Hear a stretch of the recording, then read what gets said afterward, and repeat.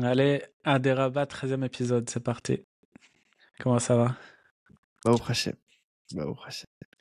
Alors, on va faire cette semaine le chidouche que tu nous as apporté T'as sur pu, Purim. t'as pu le lire? Tu l'as lu tout le chapitre? Je l'ai lu une fois et demie.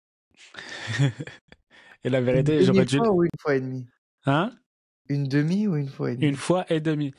Ah, Et la deuxième fois, je me suis rendu compte des trucs, je me rappelle même pas les avoir lus, donc j'aurais dû les relire encore une fois. Bon. Mais en tout cas, voilà, j'ai besoin de ton aide pour ça. On va un peu raconter. C'est c'est un chidouche qui est apporté par le Rav Arush au nom du Klausenberger, l'Admor de Klausenburg, sur Purim. Un tu l'as grand, là grand devant toi, le chidouche. livre? Ouais, je l'ai ici. Mais bon, ouais, je crois qu'on va pas commencer à lire dans les lignes parce que Non, non. Pose les questions et on peut discuter dessus, ouais. c'est un gros, gros chidouche. Juste une petite introduction sur qui c'est le rabbi de Klausenburg. Ah, ça, tu vois, Ça, moi, ça. hein? Même moi, je sais pas trop, tu vois. Ouais, mais Bémet, tu sais quoi, j'aimerais faire.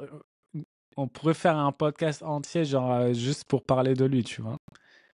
Euh, et il y a plein d'autres sadikim que je pourrais faire sur ça. Le rabbi de Klausenburg, c'est un descendant de la lignée de Tzanz, de Chassidé de Tzanz, et aussi. Ah, c'est pas lui qui a créé la Tzantz? Non, non, non, non. C'est un Admour, quoi, de Tzantz. Un Rebbe de Tzantz. Ouais, mais lui, je sais, ils appellent ça Tzanz Klausenburg. En fait, il est descendant de plusieurs lignées de dynasties de Chassidut. Il est même le beau-frère du Admor de Satmer, et parce qu'il est descendant du Rav de Siget. En tout cas, il a un bon palmarès dans son, un bon pédigré dans ses ancêtres. Et, euh, et il a été envoyé. Donc, attends. Klausenburg, c'est une ville, je crois que c'est en Galicia. C'est la région entre la Roumanie, comme ça, Hongrie. C'est à chaque fois les bords, comment ça se dit, les frontières Pierre. ont changé plein de fois dans l'histoire. Je crois qu'actuellement, Klausenburg, c'est peut-être en Hongrie, je sais même pas te dire.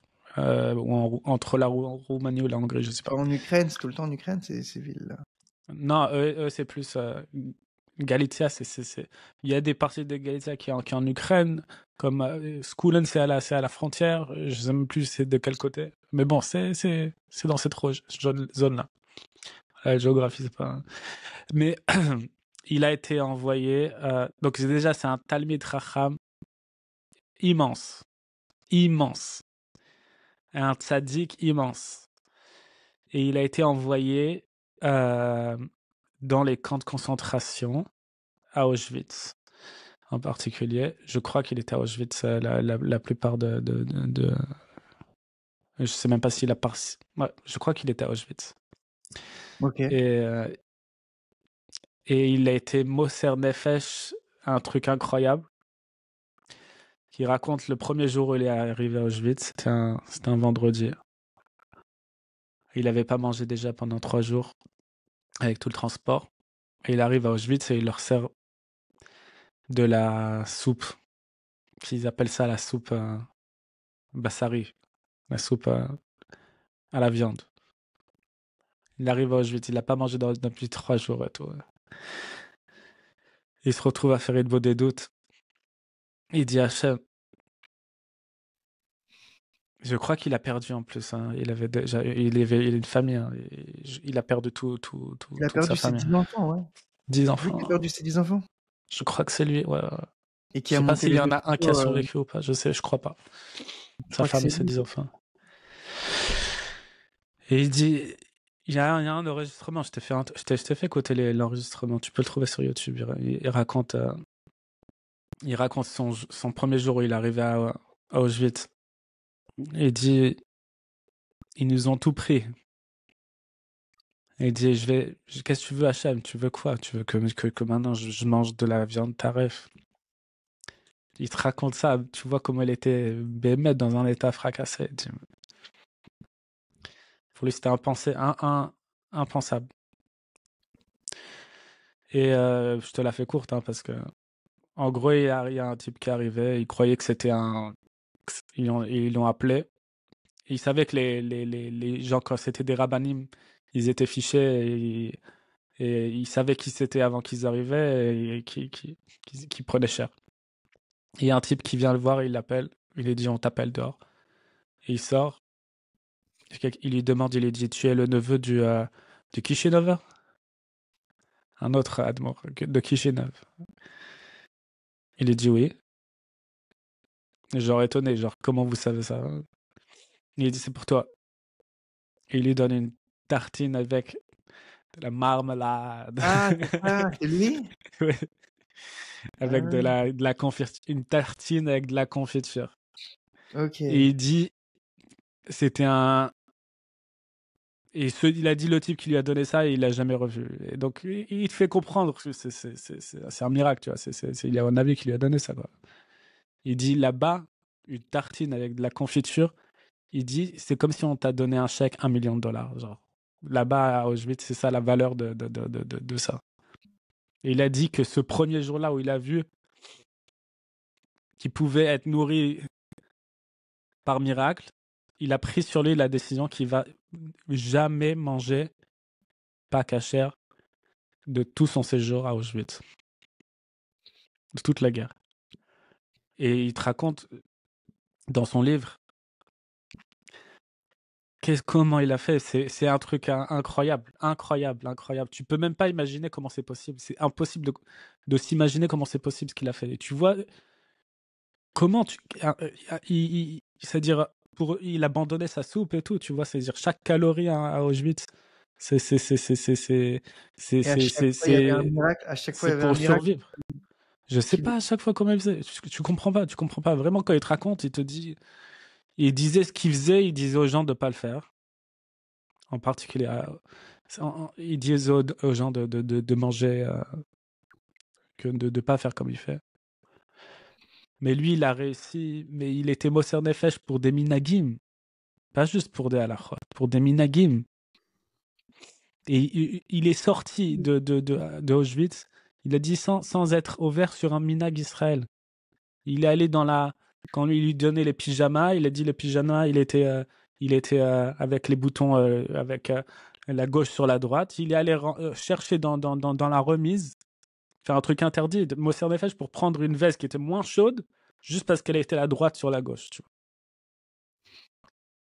Et il a fait, pour manger ils ont un minag, certains chassidim, de manger de l'oignon, c'est Oudash Lishit. Il a dit qu'il s'est battu, mais Messi Nefesh pour trouver un petit morceau d'oignon et il échangeait genre sa portion contre une petite, un petit morceau d'oignon. Et il a dit il mangeait un oignon tous les Oudash Lishit juste pour faire ce minag, tu vois. Il a réussi à faire des matzot à Pessah. C'est lui qui s'est pris qui a envoyé quelqu'un se faire prendre une tonne de coups pour les matzot. Il y a une histoire comme ça, J'ai tu pas la entendu connais? cette histoire, mais je sais que lui, il avait la Emouna, il a dit ce Pessah, on va avoir des matzot. Et il approche Pessah, et il n'y a rien. Et il a la Emouna et dit on va avoir des matzot à Pessah.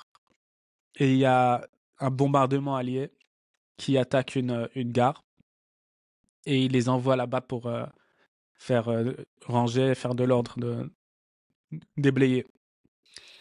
Et il trouve un sac de blé. Et avec ça, ils ont fait dans la baraque, ils ont fait un four de fortune. Ils ont allumé, ils ont fait des matzot pour les Seder. Et il n'a pas mangé de chametz. Même il y avait des gens, même je crois qu'à un moment il disait aux gens de pas manger de chametz. Chacun en fonction de son cas, tu vois. Et il raconte Simchat Torah. Simchat Torah, il a réussi, je sais pas comment il faisait. Il prenait un jour de congé. du travail forcé. Je sais pas comment c'est possible. Et il dit Simchat Torah, il avait une daf, une feuille de Mishnayot, il l'a mis sur une chaise et il tournait autour. C'est Et il te drôle. raconte toutes les chagim, comment il faisait. Les Kippour, il faisait toute la tfila de Yom Kippour par cœur. Il faisait avec un minyan. Toute la Hein? tfila de Yom Kippour, il faisait par cœur. Et il s'arrangeait parce que il travaillait Shabbat. Comment il s'arrangeait pour pas que ce soit un Issour de Raïta, c'est-à-dire qu'il devait porter des sacs de ciment. Alors il le portait à deux. Plein de combines, plein de trucs comme ça, mais c'est incroyable ce qu'il a fait. Incroyable ce qu'il a fait. Et il finit la guerre. La première chose, la libération, la première chose qu'il fait, il va de l'autre côté de la barrière et il va se tremper dans le mikveh. Il y a une petite rivière comme ça, il dit ça fait des années, il la regarde et il veut se tremper dans le mikveh, tu vois. Et tout de Mais suite après, il s'est occupé, il s'est pas arrêté une minute. Il est allé tout de suite s'occuper de récupérer les corps, d'enterrer, faire Kaddish. Tout de suite, il s'est pas arrêté un instant. Un instant. tu sais que je crois que c'est lui d'ailleurs qui l'est sorti. Et, euh, et je sais plus, je crois que c'est un gars de sa famille éloignée ou un autre rave lui a dit Minashamim Tenarumu, de genre de ce que tu viens de vivre, tu vois. T'as perdu ta femme, tes 10 enfants. Il a dit tu vas faire Netilat, tu vas te laver la bouche et tu vas faire tchouva d'avoir dit un mensonge parce que je n'ai jamais connu aucune chose mauvaise de Dieu pendant tout ce temps-là. Un truc comme ça, genre le gars il l'a remis en place. Que à Cole c'était tov, tov, tov. Mais comment tu peux dire ça là? Il a dit, là, il rapporte le Ravarouche dans ce livre que dès qu'ils sont descendus du train, il a dit à tout le monde souvenez-vous que Hacham il est avec vous. Quand ils sont allés à Auschwitz. Et il s'est occupé de récupérer les corps. Il est tombé malade à cause de ça. Il allait Allez, bon presque, Atril. il allait presque mourir à cause de ça. Et il était vraiment alité en train de mourir. Il y a un chassid, il lui apporte, il lui a dit voilà, c'est moi qui ai préparé des haricots, c'est moi qui les préparé. Il avait fait une cuisine cachère dans le camp comment ça s'appelle, des déplacés, après la libération. Et il lui dit dans quoi tu l'as cuit? Il a dit dans la boîte de conserve. Il a dit tu l'as mis dans le mikveh, la boîte de conserve? Il a dit non. Il a dit je touche pas. Non, il y a des. Oh, je pourrais parler de lui pendant des heures. En gros, mais voilà. Et c'était un Talmid Chacham Atsum, un géant de Torah. Tout de suite, après la libération, il s'est installé aux États-Unis. Il a commencé à construire des yeshivot. Et après quelques années, il est monté en Eretz Israël. Et il a construit Kiryat Sanz, à côté de Natania. Il a acheté les terrains. Et après, ils ont construit l'Aniado, l'hôpital. Il avait fait une promesse parce qu'il s'était pendant la, je crois que c'était pendant la marche de la mort, il s'est pris une balle et il était ensanglanté, il était en train de mourir. Et il a fait un éder, il a dit que s'il est libéré, il va faire un hôpital et pour s'occuper Il en a fait des... 10, non? Il a pas fait 10 hôpitaux, un pour chacun de ses enfants. Ah, je sais pas. Moi, je sais qu'il y a l'Alniado, déjà, c'est pas... Moi, j'ai entendu qu'il a financé 10 hôpitaux. Je sais pas, je sais pas. Je sais pas.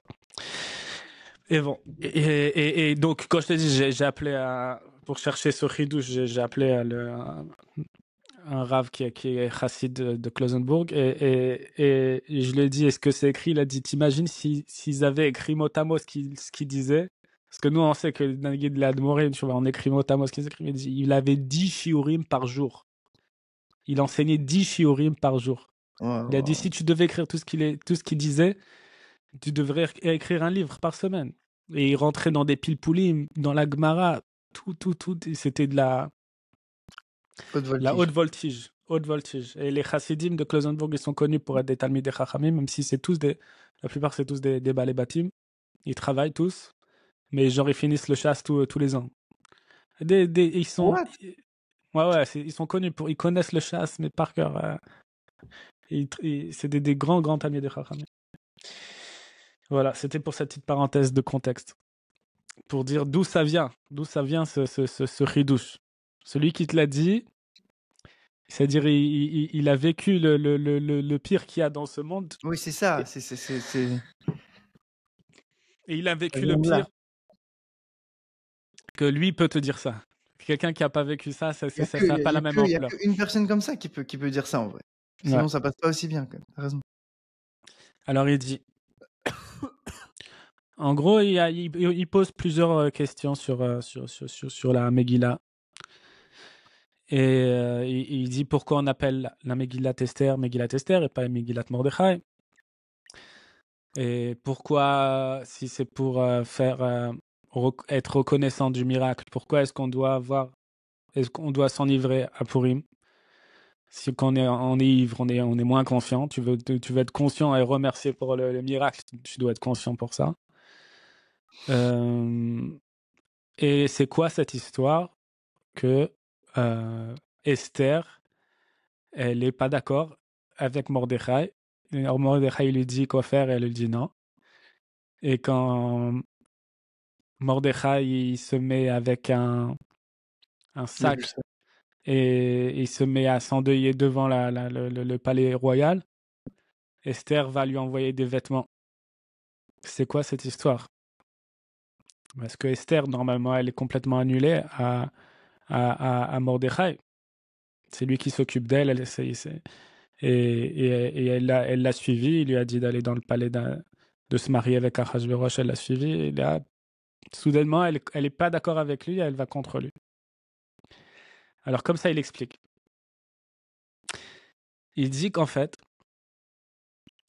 quand ils ont appris le décret qui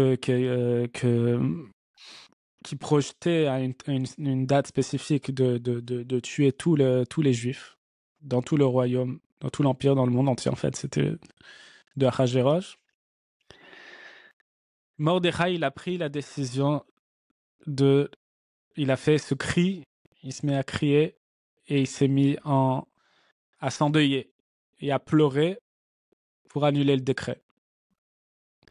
Et il dit que quand Esther, elle a vu ça, C'est ça, il dit Tseaka Gedola Umaran. C'est Mordechai qui l'a fait, cette Tseaka. Ouais. Ouais. Mais Vatitchalchel à Malka, elle a, comment on dit, elle a paniqué quand elle a vu la réaction de Mordechai à cette xéra, à ce décret. Elle s'est pris de panique. Pourquoi? Il dit qu'elle a paniqué à cause de la réaction de Mordechai. Et elle est allée vite lui apporter des vêtements en lui disant: j'ai appris de toi, c'est toi qui m'as appris, que quand il y a un décret, quand il y a un mauvais décret, une grande souffrance, alors la façon d'agir, c'est de pouvoir remercier Dieu pour le mauvais comme on remercie Dieu pour le bien. Et on doit, au lieu de s'attrister, de se mettre à pleurer, on doit au contraire mettre des vêtements de fête, se réjouir et danser et remercier Hachem. Esther, elle lui dit à Mordechai, j'ai appris ça de toi, que c'est comme ça qu'on doit faire. Mais là, faut que t'expliques, ouais. C'est pas merci sur que on va se faire défoncer. Ça va, on va voir. C'est pas encore clair dans ma tête non plus, mais c'est comme ça qu'il dit. Et il dit encore plus. Il dit pourquoi elle s'est mise à paniquer, Esther. Elle dit qu'en fait, la réaction de Mordechai, les larmes de Mordechai, c'est eux qui concrétisent la souffrance pour tout le Ham Israël. Ça veut dire, parce que tu réagis comme ça, c'est pour ça qu'il y a une souffrance de l'Am Israël. Et elle dit, c'est pour ça qu'elle a paniqué. Elle dit, mais si tu réagis comme ça, c'est-à-dire que ça crée une souffrance réelle. Ta réaction, elle crée une souffrance réelle. Alors tu vois son mentor réagir de la manière qu'il lui a jamais apprise. Genre elle rentre en panique, on est foutu, quoi. Si toi tu réagis comme ça, tu signes l'arrêt de... L'arrêt de C'est mort. ça. C'est ça. Et, et en gros, il dit Mordechai, il est pas allé de cette façon. Et sa raison, elle est avec lui. Il a, mais, mais, mais, euh, mais en gros, il conclut que Non, il le, explique pourquoi Mordechai il a réagi comme ça. voilà, il explique qu'en fait, le Ham Israël, il n'est pas de ce niveau. Dans l'état où il est, et par les fautes qu'ils ont fait, c'est-à-dire, il dit, si tu vas voir le Ham Israël dans cet état-là, et tu leur dis, voilà, maintenant, on danse, alors, ils vont pas te suivre, ils vont te prendre pour un fou, ou ça va pas suivre. Donc, à l'état où ils étaient, c'était dire, c'est ça qu'il faut comprendre. Et il dit en vrai, le Klausenburger, qu'avec cette réaction-là, cette façon de faire, tu peux annuler tous les mauvais décrets et rien de mauvais peut t'arriver. Si tu es de ce niveau-là de remercier Hachem pour les mauvaises choses comme tu remercies Hachem pour les bonnes choses, il ne peut rien t'arriver. Tu peux annuler tous les mauvais décrets. Et s'ils avaient fait ça à Purim, alors ils auraient vraiment anéanti le souvenir d'Amalek.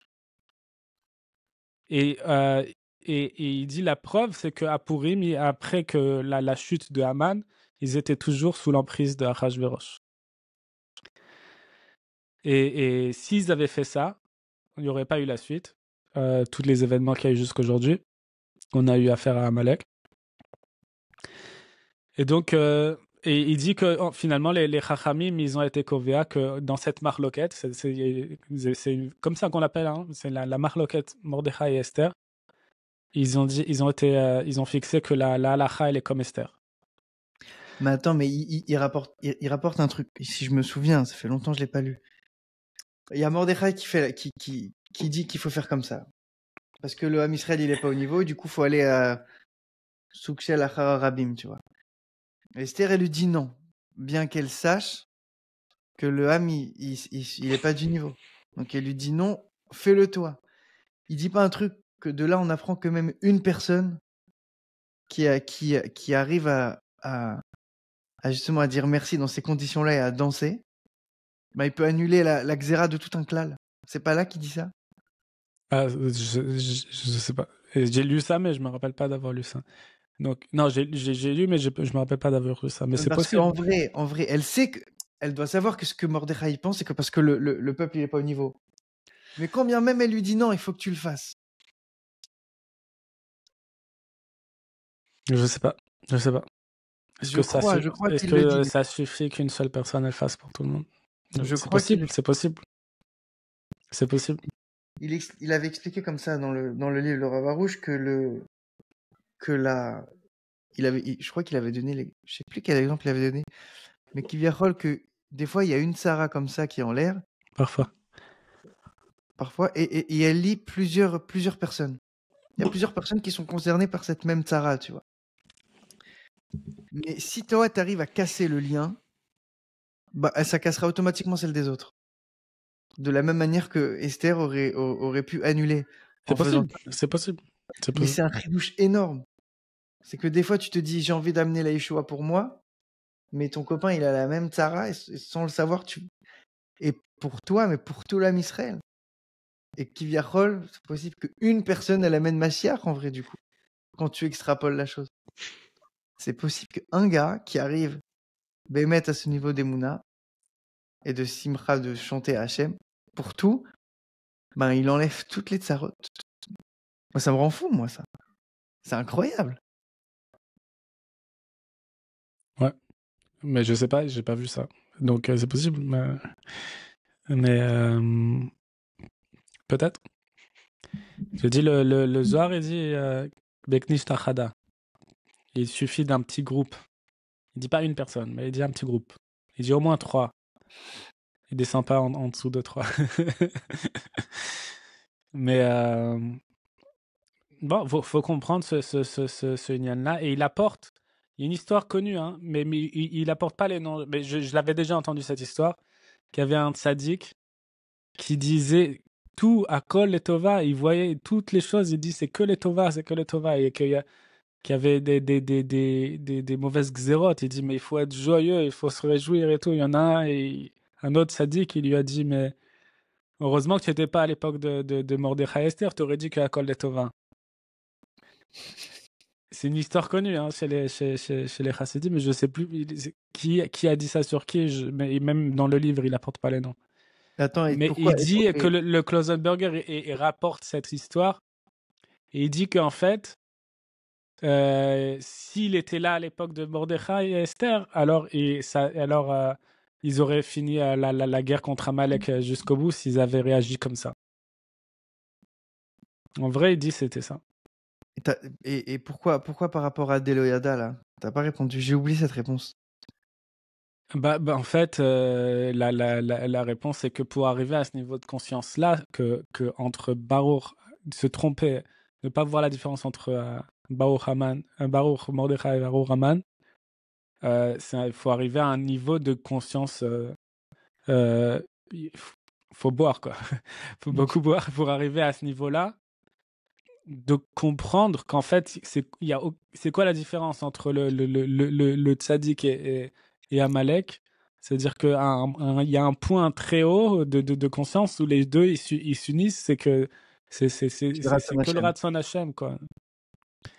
C'est ça en fait l'exercice. C'est à Purim se révèle cette lumière-là, et pour la capter, il faut beaucoup boire.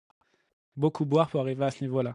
Si tu arrives à ce niveau-là, de remercier Hachem pour la catastrophe comme tu le remercies pour les bonnes choses, c'est-à-dire tu arrivais à détruire Amalek à la source. Si tu arrives à ça. C'est marrant parce que là, dans Purim, on dit, Nahon, on dit, si la différence, jusqu'à ce qu'ils disent Baruch Haman et Arur Mordechai. Genre qu'on bénisse le mal en vrai, mais qu'on maudisse le bien.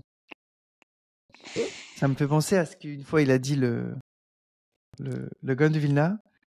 Il a dit un jour on va tous pleurer dans le futur sur ce qu'on a ri dans le passé, et on va tous rire dans le futur sur ce qu'on a pleuré dans le passé. Dans ce sens-là, tu vois. Ouais. C'est que des fois, il y a des bonnes choses qui nous arrivent, mais quand tu vas loin, c'est pas forcément bon. Et inversement, pareil. Non. Mais je trouve ça magnifique que quand même, il y a le Harour Mordechai dans l'histoire. Parce que la halakha, c'est dire merci sur le bien comme sur le mal. J'ai jamais compris. Donc il faut comprendre. Mais il dit si quelqu'un il arrive à faire ça, il peut rien arriver. Et je te dis que en lisant ça, je me suis dit que c'est la clé de comme il nous dit le Rav Besançon à chaque fois, Meshune Freiler, c'est la dernière, c'est le dernière étape. C'est d'arriver à Meshune Freiler. Si tu arrives à faire Meshune Freiler, c'est Mashiach. Ça, c'est du vrai Meshune Freiler. D'arriver à ce niveau-là. Et c'est ce qu'il dit, hein. Il dit si tu arrives à faire ça, tu es Bémet.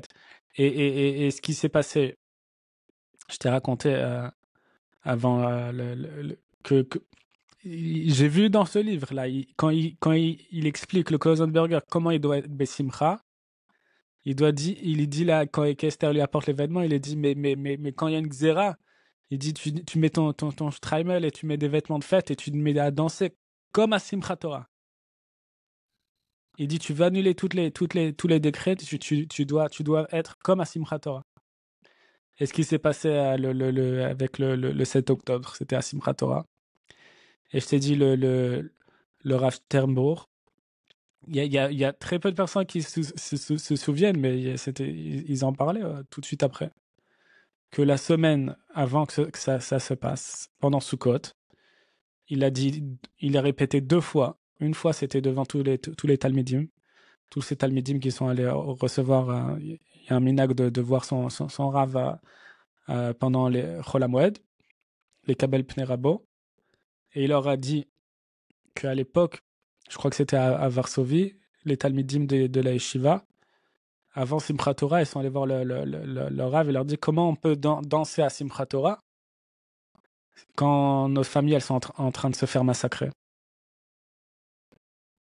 Et le Rav, il leur avait dit, et il a répété ça, le Rav Sternbrook, il a dit on danse à Simchat Torah même quand le Ham Israël se fait massacrer. Il avait dit ça une fois avec ses enfants. Il avait dit ça avec un admor qui lui a rendu visite. Je lui ai raconté ça. Ça, c'était pendant Sukkot, juste avant 7 octobre.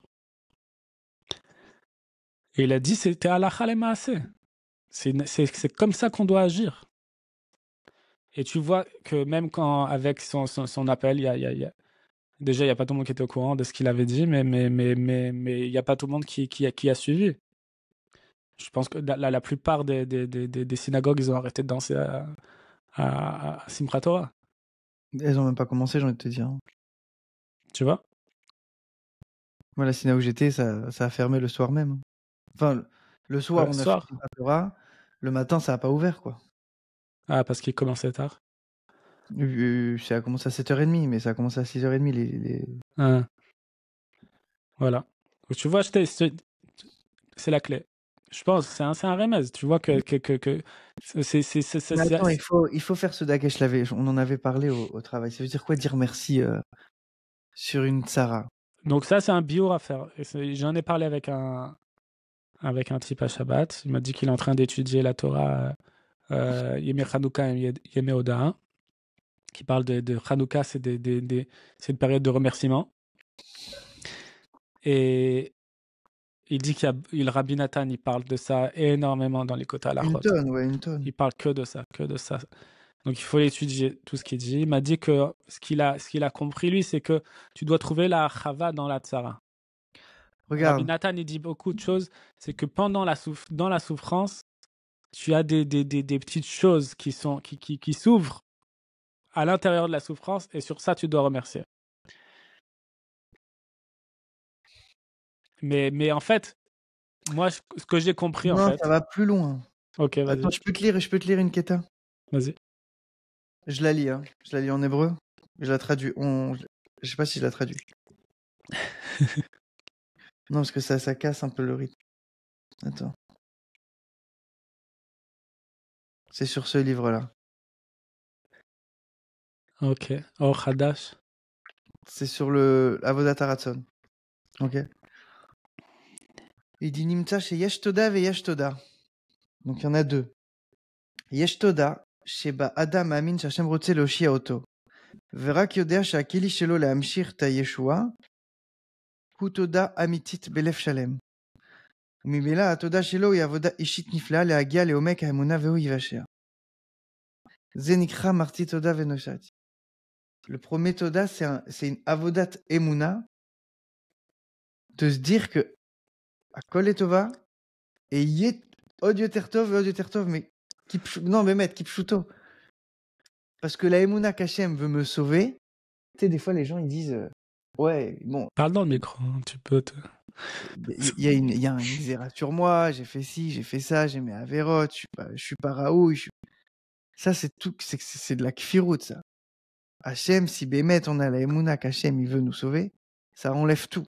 Ça va au-dessus de tout. Après, oui, c'est sûr qu'il faut faire tchouva et tout. Mais la Yeshua, elle dépend que de la Emouna que tu as en sa capacité de te sauver. Mais après, il continue. Il dit Aval yesh toda acheret. Shei kabbalat gzardin ve'ashlama em goralo. Tu vois, on pourrait penser que c'est bien ça au début. T'es mekabel le din, le gzardin, t'es mashlim avec ton goral. Souk shel yehush, shaket Traduit. Les gens comprennent. Pardon. C'est dire être accepter le joug du décret. Et de accepter la situation comme elle est, quoi. Ouais, de se suffire de son sort. Souk shel yehush shaket vergasha chez animal asot. La reine animekabel et gorali be'ava. C'est une sorte de désespoir silencieux et de accepter son sort. Voilà, d'un sentiment en silence. Je peux rien faire parce que j'ai aucun Kelly pour changer les choses, donc j'accepte Be'ava. ויש בזה חיסרון גדול באמונה שהשם רוצה להושיע אותו, וחיסרון גדול בעבודה שלו. כי במקום להתעורר לעבודה, הוא אומר תודה מתוך הרגשה של זה רצון השם וזה הכי טוב, ואין לי מה לעשות. Parce qu'au lieu de travailler sa émouna qu'Hachem il aime et qui veut le sauver, il travaille la fausse émouna de c'est Achitov, c'est Hachem qui veut, je peux rien faire, je peux rien C'est-à-dire, quand il changer. te dit que tout est pour le bien, ça veut pas dire, OK, on lève les mains au ciel et on fait rien, on dit, voilà, tout ce Chaz qui v'shalom. m'arrive, c'est le mektoub, c'est comme ça. Chaz v'shalom. Il dit ça, c'est de la kfira. Ouais, exactement. Même si le type, il dit, il croit que c'est pour son bien, mais c'est un yéhouch, en fait. Le type, en fait, il est dans C'est le ça. désespoir. Et Le donc, vrai donc Toda, dire c'est- merci pour dans la tsara, c'est quoi? C'est-à-dire, c'est avoir la émouna qu'Hachem il veut te sauver et que ça sera que tout sera bien. Ouais. Mehmet, Kipchuto, c'est avoir, c'est travailler cette émouna que Hachem il veut te sauver. Et ce Toda là, c'est en fait, c'est tes kelim. Tu sais, Rabbi Nachman, il dit les mots que tu prononces, c'est des kelim pour recevoir le. Donc, au lieu de prier. Parce que pourquoi. Comment c'est sorti ça pour Avarouche, ce Enyan de dire Toda? Parce qu'il a vu que quand les gens ils priaient, quand ils avaient un problème, ils tombaient tout souvent dans la Barrianout. Et ça c'est la plainte, la Barrianout, et ils se concentraient d'Afka sur ce qui allait pas. Et du coup, au lieu d'utiliser la tfila à bon escient, ils tombaient dans cette petite nuance de plainte. Et ça, il n'y a rien de mieux que pour ouvrir ton dossier et te faire défoncer dans le ciel. Bon, il explique ça en long, en large, en travers. Je le fais très, très rapidement. Ouais, j'ai pas trop ce lexique, on va dire. Tu aimes pas trop ce lexique, mais c'est la vérité. Ouais. Quand tu te plains, tu dis, c'est la traduction d'une plainte, c'est Hachem. Ce qui m'arrive, c'est pas spécialement bien. Je te dis pas que c'est pas vrai. Il y a un lexique qui me fait grincer. Mais bon, faut arriver à comprendre ce que ça veut dire. Et alors, à Bassof, il dit Vezen ikra amarti toda venir damti. Et sur ça, il dit sur le deuxième toda que le gars il accepte son sort et qu'il a plus rien à faire. Et juste il dit toda parce que à kol et tova, mais je peux rien changer. Là, il dit c'est Parce je qu'en dis. fait, ce qu'il faut comprendre, c'est que les souffrances, en fait, il dit tu dois dire à Hachem merci de ne pas m'avoir abandonné. Parce qu'en fait, Hachem, s'il s'intéresse à toi, si tu reçois, si tu as des épreuves, c'est qu'Hachem, il veut que tu te rapproches de lui.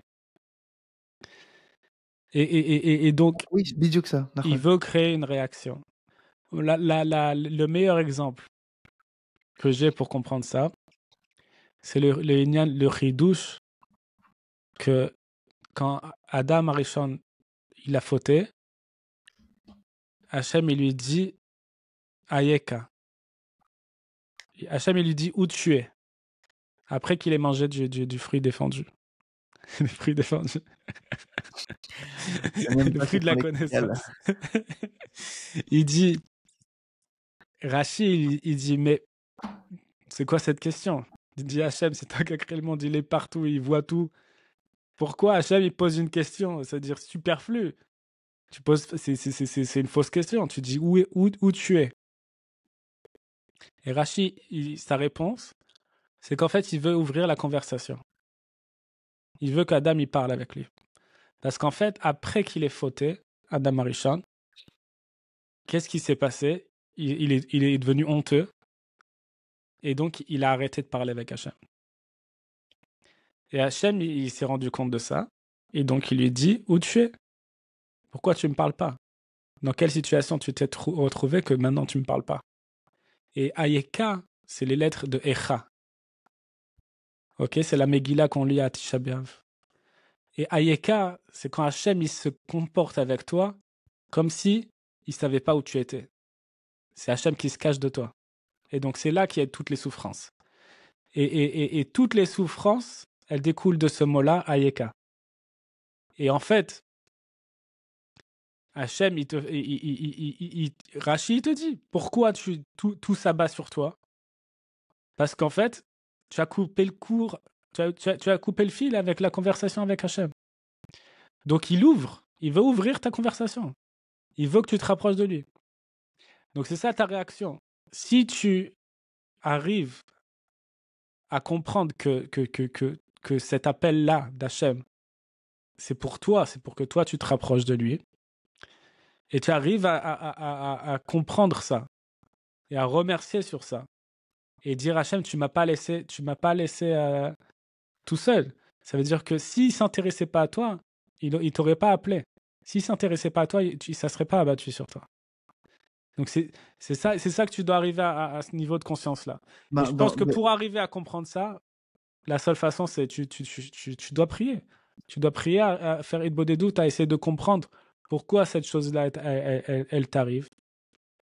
Et dire à Hachem, je sais que j'ai la Emouna, que c'est les Tova, et que tu veux te rapprocher de moi, et qu'il y a quelque chose à réparer, okay, et je sais que j'ai coupé la conversation avec toi, et je sais que je me suis éloigné de toi, et je sais que ça. Et arriver à comprendre que à l'intérieur de cette souffrance, qu'en fait, avec ce procédé de rapprochement que tu as Hachem, tu peux dans ça dire merci Hachem que tu m'as pas laissé tout seul et que tu t'intéresses à moi et que grâce à ça je me suis rapproché de toi. Il y en a qui sont sortis des tunnels de Gaza et il dit on est chanceux. Il y a un type, il a dit nous on est chanceux. Il dit toi tu as de la peine pour moi. Moi je te dis moi il y en a un qui est sorti, il a dit mais de quoi tu parles? Il dit moi je suis chanceux. Moi, j'ai vu Hachem dans le tunnel à Gaza, un type pendant presque 500 jours. Il a pas vu la lumière du soleil. Il était tout seul pendant 500 jours avec des menottes aux pieds. Un type, il est dans cet état-là, il te dit moi, j'ai de la chance. Moi, j'ai de la chance. Tu peux pas être dans cette situation-là. Et le mec, il revient, il dit merci. Et Dafka, pourquoi c'est même tic d'inim de dire merci? Parce que il y en a qui ont dit merci au Hamas. Chacun sa réaction. Non, mais ils ont été forcés. Bon, viens, on parle pas de ça. Hein? Non, je te parle pas de je te parle une spécifique. Pourquoi c'est même tic d'inim? Parce que tu enlèves la raison d'être même de la tsara. Comme tu l'as dit, la tsara, c'est juste pour te rapprocher de Dieu. Si tu commences ta avoda de pourquoi ça m'arrive, comment je peux me rapprocher, qu'est-ce que je dois réparer, qu'est-ce que je dois ajouter, la tsara, elle a plus de raison d'être. Birlal. À Philo que tu l'as pas réparé. Ouais. Mais vu que tu es en chemin, Hachem, il est pas, ou l'oba mitrounia, tu vois, il est pas. Ouais. Moi, j'appelle ça le hack ultime. C'est le hack ultime. Bah c'est oui, quoi un hack? Tu veux arriver au résultat, en fait. C'est la réponse à tout. Hein? C'est la solution à tous les problèmes. Attends, juste, c'est hyper intéressant. Il y a 3 lignes juste après qui dit, là, dans ce que je t'ai lu. Il pose la question, il dit, alors, c'est quand qu'on utilise la tseaka, c'est quand qu'on utilise la tfila. C'est quand c'est quand est-ce quoi? Dans quel cas utilise-t-on la tseaka? Et dans quel cas on doit utiliser le toda? Parce que Béhémet, c'est 2 kelim. Et on voit comme Mordechai, il a fait la tseaka, tu vois. C'est marrant, ça rentre de ouf. Il dit, Bebeayot regilot bacheim, afilu bebeayot kashot, aval lo miyadiot, trichim lalechet im arbe meot toda veoda. Kede she'atfila lo tapil ta'adam me'emuna. Donc il dit, en situation générale, il faut tous les jours... Ou même crise, ou même des problèmes très compliqués, mais pas miyadi. Quand c'est un très... Qui sont pas immédiats. Des problèmes... Quand c'est pas immédiat, alors il faut aller avec le Toda, parce qu'il te dit, il explique dans les chapitres précédents que des fois la tfila, contre-intuitivement, ça peut te faire tomber de ta Emouna. Parce que quand tu pries, tu demandes et que tu vois qu'il n'y a pas trop de résultats, tu te dis, bon Hachem, peut-être il veut pas trop me sauver. Et donc tu crées... Peut-être que c'est mieux comme ça. Voilà.